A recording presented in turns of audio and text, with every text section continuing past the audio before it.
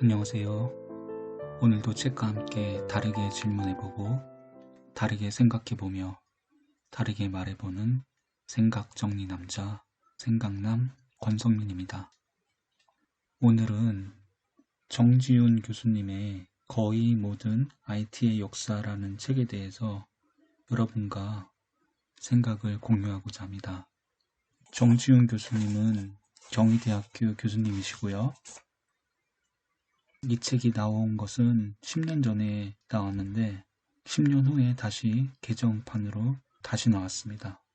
제가 이 책에서 이번에 말씀드리고자 하는 것은 6장과 7장에 대한 내용들을 좀 요약해서 여러분들께 설명을 드리고 제 생각을 말씀드리고자 합니다. 제가 첫 번째로 찾은 거는 IT 역사상 가장 획기적인 사건은 제가 볼 때 스마트폰 혁명이라고 봅니다. 스티브 잡스의 아이폰과 아이패드가 없었다면 지금의 소셜 앱의 발전도 없었을 것이라고 생각합니다. 왜냐하면 스티브 잡스와 에릭 슈미트가 협력한 결과 아이폰은 구글이 제공한 최고의 킬러 웹 서비스들이 조화를 이루면서 아이폰의 성공을 가져왔기 때문입니다. 아이폰의 성공은 구글을 자극하게 되었고요. 구글은 모바일 환경에서도 앱이 지배하는 것이 좋겠다는 판단을 하고 2007년 11월 T모바일, 삼성전자, 인텔, 이베이 등을 포함한 33개 회사와 협력해 안드로이드를 무상으로 오픈소스로 공급하였습니다. 이는 지금의 모바일과 소셜 웹의 발전을 가져오는 세계의 사건이라고 저는 생각합니다. 만약에 스티브 잡스가 아이폰을 개발하지 못했다면 구글이 지금의 소셜 웹을 지금처럼 발전시키지 못했을 것이라고 생각하기 때문에 저는 이 사건을 세계의 사건이라고 생각하고 있습니다. 두 번째로 역사적으로 미래의 흐름을 읽고 대비한 기억만이 주도권을 거머쥘 수 있다고 생각합니다. 애플은 이동통신사가 가지고 있는 재량권을 가지고 하드웨어와 소프트웨어 전반을 휘두르던 당시까지의 관행을 송두리째 바꾸었습니다. 아이팟, 아이폰, 아이패드의 제품들을 충성 고객을 만들었습니다. 그들은 애플의 제품에서 기능을 찾는 것이 아니고요. 그 안에서 가치를 찾았기 때문입니다. 또한 디지털 콘텐츠 유통체계와 기존 유통체계를 결합시켜 어려움에 처해 있는 잡지사나 신문사 등 함께 성장할 수 있는 수익 모델을 제시하였습니다. 다양한 방식의 협업과 이익 분배, 그리고 디지털 콘텐츠를 소비하게 만든 환경 등이 애플이 시가총액 1위를 유지하는 비결인 것입니다. 구글은 브라우저 기반의 웹 OS 시대가 중요한 포지션이라고 예측하고 주도권을 잡기에 주력을 하였습니다. 다양한 오픈소스를 무상으로 공급하고 속도, 단순함, 부팅 시간이 없는 운영체제를 만들려고 하고 있습니다. 이를 위해 CEO의 세대 교체를 통해 구글 제품의 정체성, 즉 팀 통합을 유도하는 것을 정착시키고 개선, 하얀 공간, 깨끗한 유연성, 유용성, 그리고 단순함을 기업의 가치로 삼고 환경 변화 패러다임을 바꿀 운영체제에 집중하고 있습니다. 마이크로소프트의 경우에도 미래 소셜 웹의 중요성을 미리 예측하고 페이스북에 무려 2억 4천만 달러를 투자하여 미래의 중요한 전환점을 맞이했었습니다.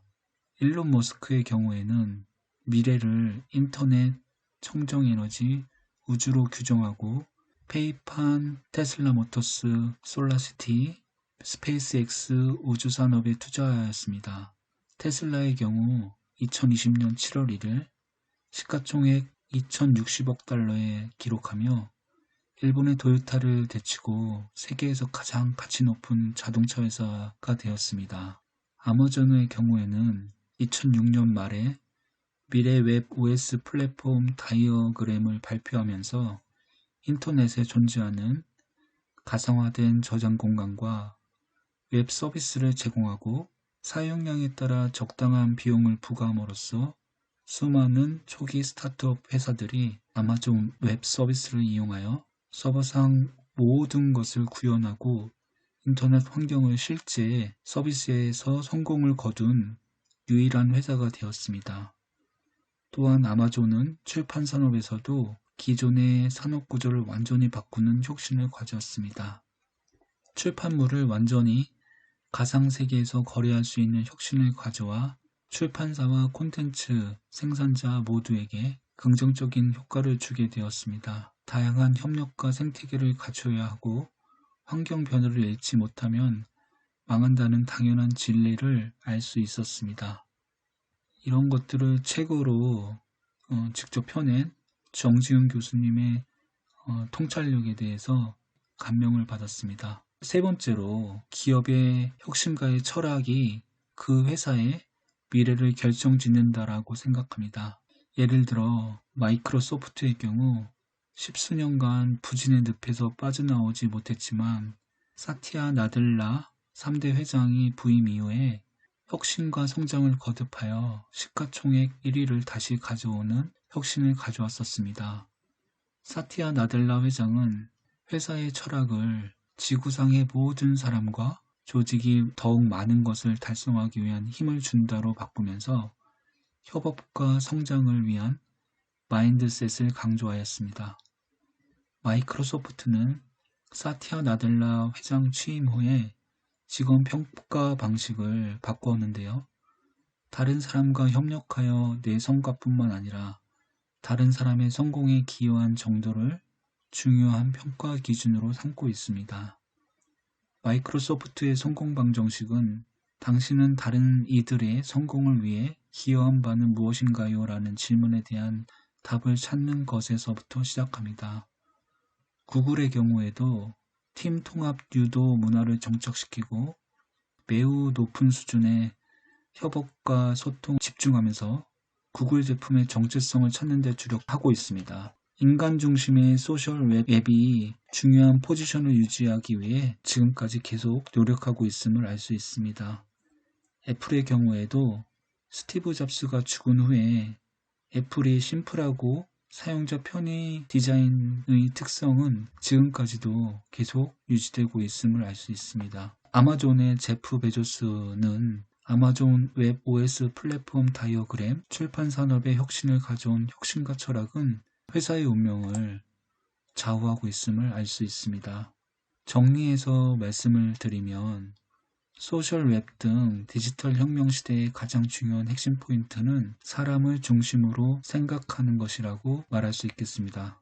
사람들이 추구하는 가치와 경험, 감성, 그리고 그들의 사용 환경에 맞는 서비스의 제공, 공유, 협력, 개방, 함께 공존하고 지속 가능한 협력 생태계 조성 등이 IT 혁명, 앞으로 디지털 혁명 시대의 가장 중요한 핵심 포인트라고 생각합니다. 오늘은 정지훈 교수님의 거의 모든 IT 역사 중에서 제6장과 7장에 대한 내용을 요약하고 저의 생각을 정리해서 말씀을 드렸는데요. 여러분께서는 어떻게 생각하시는지 모르겠습니다. 여러분의 생각을 댓글로 남겨주시면 소통할 수 있는 기회를 가질 수 있을 것 같습니다. 그리고 여러분께서도 정지훈 교수님의 거의 모든 IT의 역사라는 책을 읽어보기를 추천드립니다. 지금까지 들어주셔서 감사하고요. 우리는 오늘도 어제보다 더 성장했습니다. 책과 함께 다르게 질문해보고 다르게 생각해보며 다르게 말해보는 생각정리 남자 생각남 권성민이었습니다. 구독, 좋아요, 댓글 고맙습니다.